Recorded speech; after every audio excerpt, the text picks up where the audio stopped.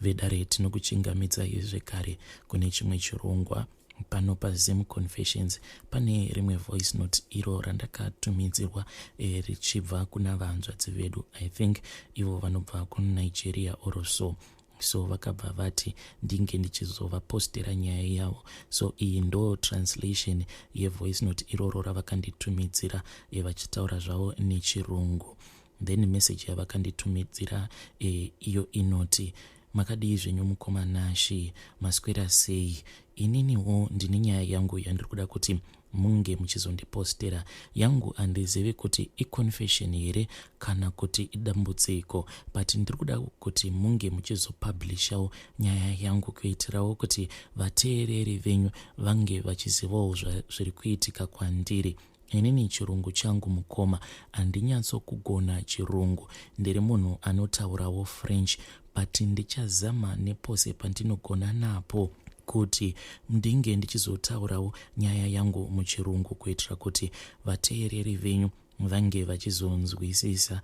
Inini mukoma Shi ndiri mukadzi uyo ane makore 28 ekuberekwa, ende ndiri kukumbirawo kuti musazoudza vanhu kuti ndinobva kupi, nekuti ndinotya kuti kana mukagara maudza vanhu zvimwe kuda vamwe vanhu vanobva vazoziva kuti ndini. Saka handidi kuti nyaya yangu inge ichizozivikanwa nevanhu avo vanondiziva. Zvakaitika kwandiri ndezvekuti ndakazvara mwana wangu. Pandakazvara mwana wangu inini ndainge ndiine makore 15 ekuberekwa, but pari zvino ndine vana vangu 4 vandiinavo pari zvino. Saka nyaya yangu yakatanga sekudai. So inini ndakaberekerwawo mumhuri iyo yainge isina kana mari, ndakaberekerwa munhamo mukoma Shi. Saka baba vangu murume uya wekuti vainge vaine vakadzi vavo vakawanda, vaiva nebarika. Pabarika iri rababa vangu rainge riine vakadzi 4, ende baba vangu munhu uya wekutoti vainge vasitomborina kana basa nevana vavo. Nanhasi uno baba vangu avatomborina basa nevana avo vavakazvara. Ende saidi redu zvinhu zvacho zvakabva zvatoita very worse nekuda kwekuti amai vangu munhu wekuti vakabva vava very dependent on baba vedu. Saka baba vedu pavakaona sekunge amai vedu vari too desperate, baba vakabva vatowedzera kusatomboita basa nesu. Ende baba vedu havana kana kutombogara vatiendesa kuchikoro. Ini handinawo kutombokwanisa kuzoenderera mberi nechikoro sezvo painge pasina kana munhu aikwanisa kuzondibhadharira maschool fees. Then ndakabva ndazotanga kushamwaridzana nedzimwe shamwari dzangu idzo dzandainge ndava kushamwaridzana nadzo. Zvadaro ndakabva ndazosangana neumwe murume uyo akazova murume wangu wandakazvara naye mwana wangu wekutanga. Inini naye takati zvino tava kutanga kudanana. Ndo pandakabva ndazoona kuti ingawani ndainge ndatobatira pamuviri, ndikabva ndazozvara mwana wangu wekutanga. Ndakati ndazvara mwana wangu uyu ainge ari mukomana.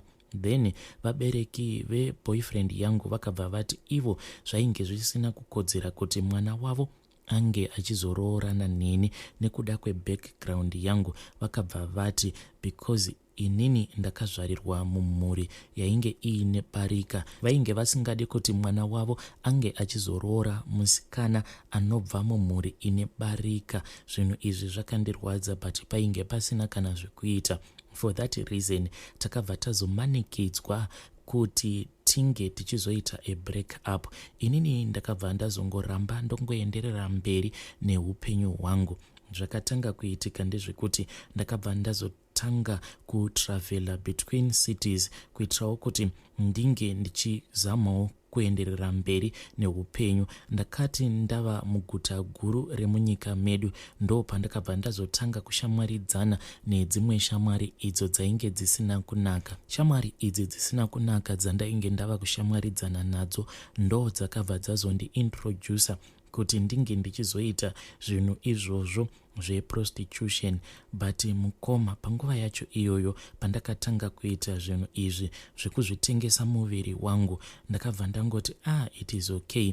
Zvainge zvisina hazvo kumboshata. Ndo mawaniro acho iwawo andainge ndava kuita mari ndichiita zvinhu izvozvo zveprostitution. Saka ndaiti paya pandinenge ndawana mari ndaibva ndatora mari iya yandinenge ndawana ndobva ndazotumidzira kuna amai vangu zvekare kuti vange vachikwanisawo kuchengeta vanen'ena vangu. Ndini ndainge ndatova breadwinner mumhuri yekwedu.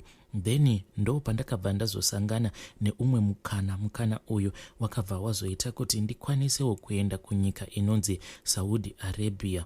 Asi ndakati ndichinosvika kuSaudi Arabia kuya ndakabva ndaona kuti zvinhu zvainge zvisina kana kutombomira zvakanaka, izvo zvandainge ndichifungidzira kuti ndo zvandichanosangana nazvo kana ndaenda kuSaudi Arabia kuya. Zvinhu zvacho zvainge zvakatosiyana. Ndo pandakabva ndazodzoka zvangu kumba. Ndadzoka kumba ndakabva ndaramba ndichingoenderera mberi nebasa rangu iroro rekutengesa muviri wangu. But zvinhu izvi ndaiti ndichizviita mwoyo wangu wainge uchirwadza, because deep down in my heart ndaiona kuti zvinhu izvi zvandiri kuita hazvisi zvinhu zvakanaka, zvainge zvisiri muropa rangu. Izvi zvekutengesa bonde zvainge zvisiri muropa rangu, zvinhu zvaindirwadza. Ko ndaigodii? Chekuita painge pasina, because mari yandaiwana mushure mekunge ndatengesa bonde ndo mari yandaizoshandisa kuti ndinge ndichiita take care of my family, ende mhuri yangu haitombozivi kuti ndaiita izvozvo zvekutengesa muviri wangu. Then ndo pandakazoti kufunga ndikabva ndazviudza kuti izvi zvose izvi zvekutengesa muviri zvandainge ndichiita ndainge ndisingadi kuti ndirambe ndichingoita nezvazvo. Ndo pandakabva ndazoudza imwe shamwari yangu kuti unoona Sha, inini handichadi kuti ndirambe ndichingoita izvi zvekutengesa bonde, ende ndiri kuda deliverance chaiyo, because zvandiri kunzwa mandiri hazvisi normal. Ndo pandakabva ndazozamawo kuti ndinge ndichiunganidza zvimari. Ndakati ndaunganidzawo zvimari ndikabva ndazoenda kuLagos. Ndakati ndaenda kuLagos mainge muri mugore ra2017. Ndaenda kuLagos kuya ndo pandakabva ndazonosangana late Prophet TB Joshua.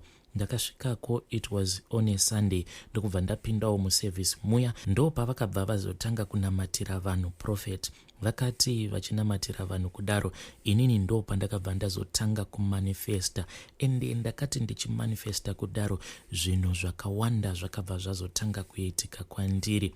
Ende vakabva vati ndaifanira kuti ndinge ndichizoinvita mai vangu. Mushure mekunge ndavainvita vaifanira kuti vange vachiuya. Ndo zvandakabva ndaita. Then Prophet TB Joshua vakabva vazotinamatira zvekuti takabva tatoona kuti apa tainge tadzikinurwa, ende vakabva vatondipa prophecy.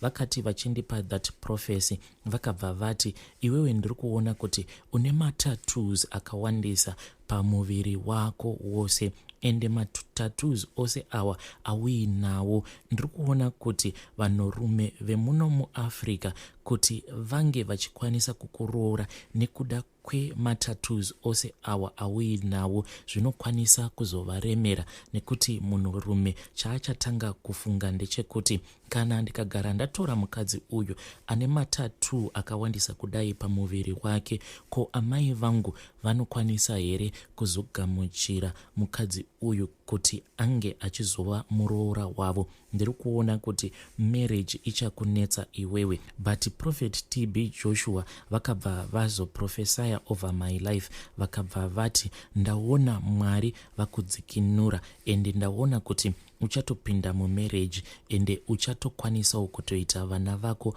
urimo mumarriage.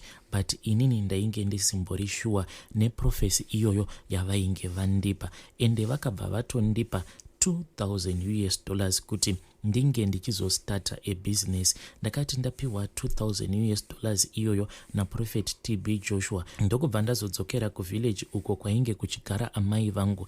Ndakati ndasvika kuya amai ndakabva ndavapa mari iyoyo, ndikabva ndati amai chitorai mari iyi kuti munge muchitangawo kabusiness. Then amai vakabva vazotora mari iya ndokubva vazotangawo kabusiness kavo, ende amai vainge vava kutokwanisa kutotichengeta nekuda kwekabusiness ikako kavainge vatanga.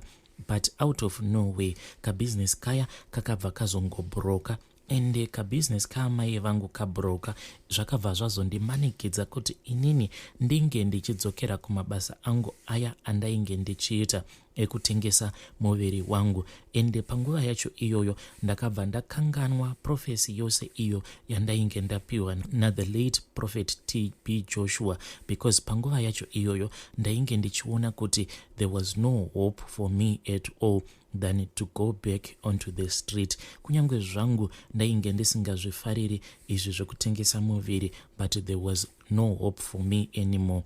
Saka zvakazoitika ndezvekuti pane pamwe pandakazomboenda uko kwakazvarirwa amai vangu in the same town uko kwavakakurira. Ndakati ndasvika ikoko ndo pandakabva ndazosangana nedzimwe shamwari idzo dzandakatanga kuwirirana nadzo. Inini neshamwari idzodzo dzandainge ndava kuwirirana nadzo takabva tazoenda kumaklabhu zvedu tichinonwa doro tichifara tichiita sei. But panguva yacho iyoyo ndainge ndava kusaita izvi zvechihure zvekutengesa muviri wangu. Ndo pandakabva ndazosangana nemurume wangu anova ari iye murume wangu kusvika muzuva ranhasi, uyo wandiri kurarama naye. Inini nemurume wangu takabva tazotanga kutaura tose, tikabva tadanana, ndokubva taona kuti inini naye tainge tiine a lot of things in common and tainge tichinzwisisana. But murume wangu uyu handina kana kumbogara ndamuudza about my past until now. Haatombozivi about my past, ende ndinogara ndichingotya ndichizvibvunza kuti zuva iro rekuti murume wangu achazoziva kuti ndo zvandakamboita izvi, kana akaziva past yangu haazondirambi here? Chii chichazoitika zuva rekuti murume wangu achazoziva all about my past? Saka ndakati ndazosangana nemurume wangu ndokubva tazotanga kurarama tose. Ndo pandakabva ndazobatira pamuviri ndikabva ndazoita mwana wangu musikana. Saka takati tava kurarama tose kudaro, inini nemurume wangu ndainge ndichigara naye pamba pevabereki vake, ndainge ndichigara naamai vake. Mukomanashe amai vake mupfumi. Munoziva vanhu vanonzi vakapfuma. Amai vemurume wangu vakapfuma, ende amai vemurume wangu she is a billionaire. Ende ndakati ndaona kuti amai vemurume wangu she was a billionaire, ndakabva ndafara sei. Ndikabva ndazotanga kunamata ndichirumbidza Mwari ndichiti, oh Mwari wangu makanaka, look at that prophecy that I was given by prophet TB Joshua. Today that prophecy has come to pass. Ende ndakabva ndafara. Ende pandakaroorana nemurume wangu, ininiwo ndiri munhu wekuti anotevedzerawo muchitendero chiya cheIslam, asi iye murume wangu ainge achitevedzera chitendero chiya cheChristianity. But tainge tichingogarisana mune zvakanaka pasina kana problem. Upenyu hwedu hwainge huri very peaceful. Ende amai vemurume wangu munhu wekutoti vaitovawo nemwoyo wakanaka. Ende vakabva vatondipawo shop yavo 1 kuti ndinge ndichitangawo kuita the same business iro ravainge vachiita. Ende ndakati ndava kuita that same business iro rinoitwa navamwene vangu, ndakatokwanisawo kutotenga motikari yangu. Panguva yacho iyoyo ndakazotosvikawo pakutoita motikari dzangu 3. Ende zvinhu zvose zvainge zvichitofamba mune zvakanaka. And even nebusiness iroro ndainge ndava kutokwanisa kutoita take care of my mom. Upenyu hwainge hwava kunakidza. But mukoma, pane chimwe chinhu chandakabva ndazotanga kunotisa. Chinhu ichi chandakatanga kunotisa ndechekuti murume wangu ndingangoti he is the poorest man in the world. Munoziva anonzi murombo. Murume wangu murombo uya wekupedzisira. Chose chaanenge abata anobva aita sekunge chinhu ichocho chaanenge abata anobva achituka kuti chisabudiriri. Then vamwene vangu ava billionaire ava, ivo vane vana vavo 4 boys and 1 girl. Then pane imwe brother yemurume wangu uyo akangokaruka azviuraya. Kuti akazviurayireiko hapana kana anombozviziva kuti why akazviuraya.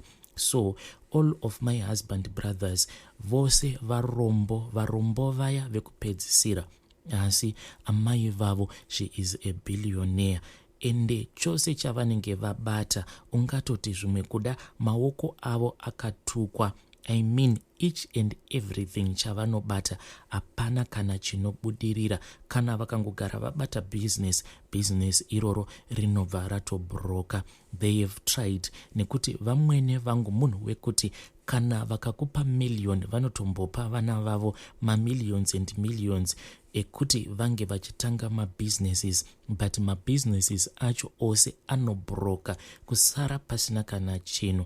Now as for me, business riya randainge ndakatangirwa navamwene vangu naro rakabva rabroka.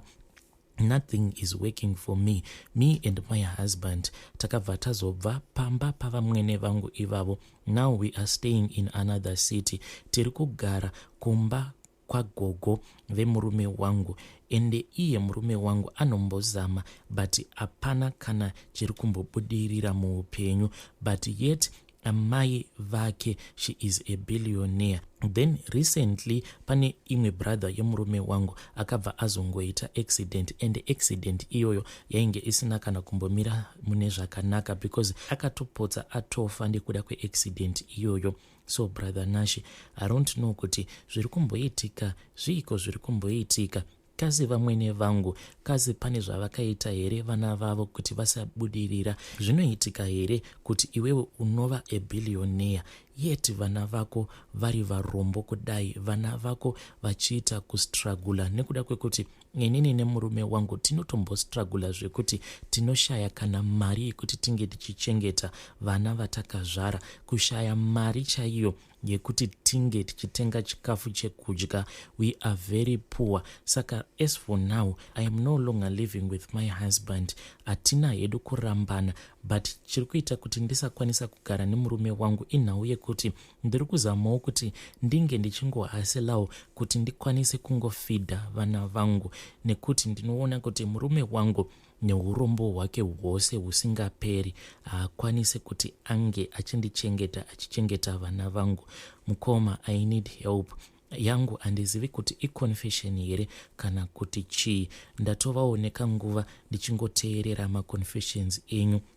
Ndinotombozamawo kuti kana ndikawana zvimari ndotsvakawo help for me and my husband. Handizivi kuti what is going to happen to me and my husband.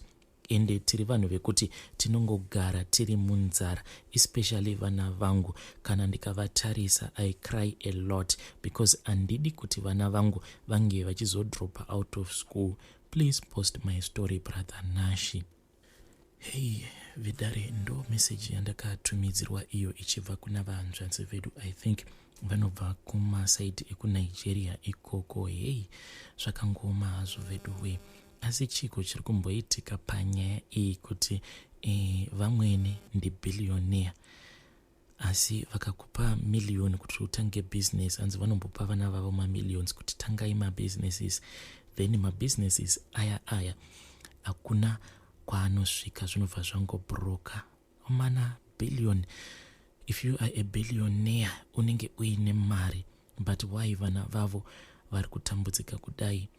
Tingati vana vavo vana vekuti havagone kushandisa mari here? Chii chiri kuitika mumhuri iyi? Please tell me what you think in the comment section. Hey, zvakangoma hazvo vedu we.